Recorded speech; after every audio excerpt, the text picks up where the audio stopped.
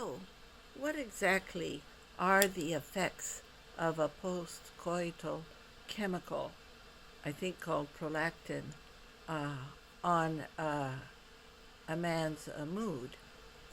Well, aside from it being somewhat of a depressant and a downer, it's a mood downer, and it also tends to lower one's perspective, one's enthusiasm, one's interest.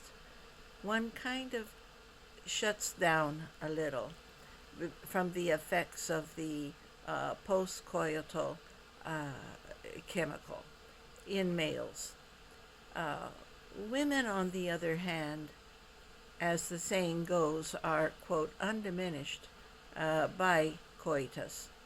They do not produce a chemical that is a downer. In fact, after coitus, a woman feels more bonded and is still willing to receive and give affection.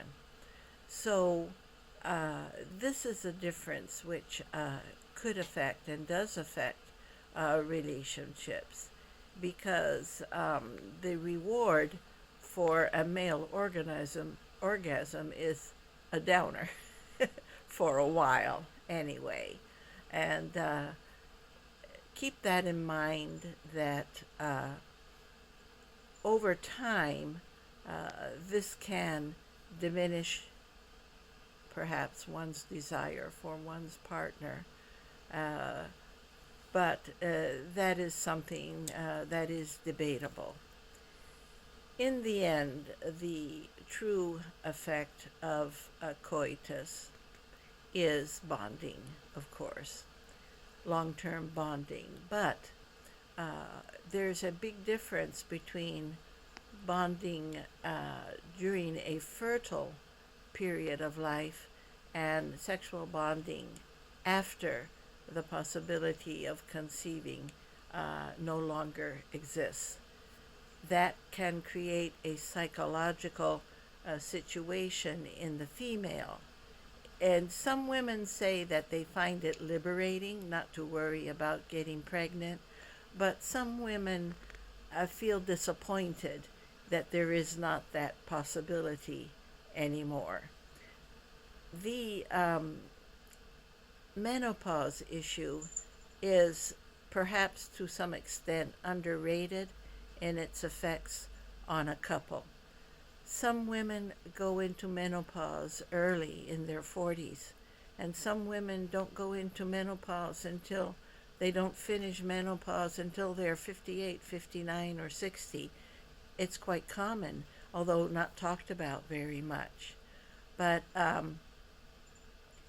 women, psychologically, many women who are maternal would prefer to be fertile all their lives.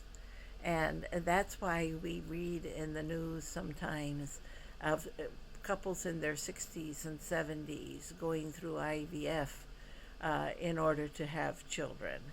So there's a case of a mother who carried a pregnancy for her daughter because her daughter had a defect in the womb that did not allow her to carry a fetus. And so the fetus, the implanted ovum, was transferred into the body of a 65-year-old mother who successfully carried the baby to term. There are many instances of older postmenopausal women carrying babies and having babies, although they don't have eggs and cannot produce their own egg anymore. I would say to all the young women out there, treasure your eggs. You are born with a certain limited number of eggs, and every month you lose one. So if you might want to consider freezing your eggs, or consider that when you no longer produce eggs, you might want more children.